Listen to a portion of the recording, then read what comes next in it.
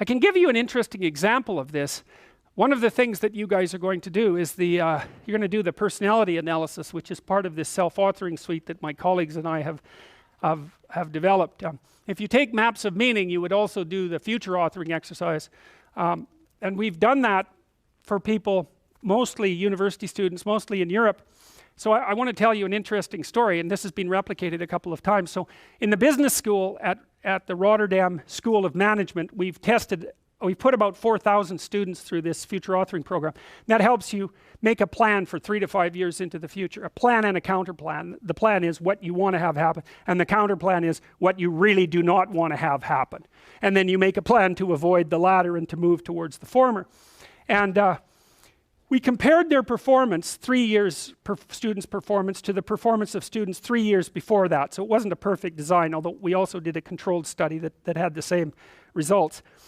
So when we started, before we started having people do this plan, here was the ranking of performance. So we looked at ethnicity and gender. So the top performing people were Dutch national women.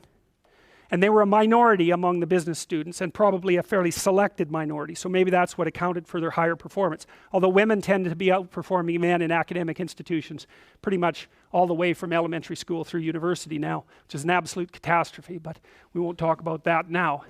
So, and then the next highest performing group were Dutch nationals, and then the next highest performing group were non-Western ethnic minority women, and the lowest performing group were non-Western ethnic minority men.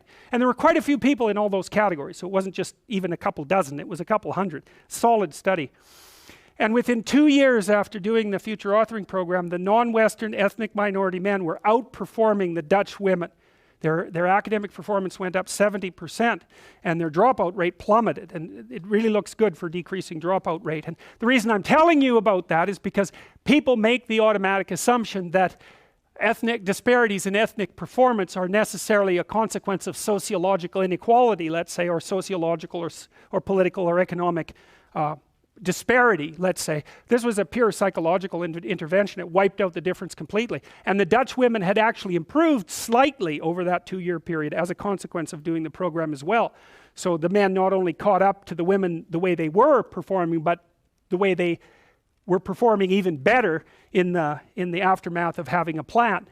So our provisional theory, we've replicated that at a couple of places. It works better for men. Now that's partly because women are already doing well. But we have a hypothesis that men are ornery enough so that unless they have their own plan, they just won't perform.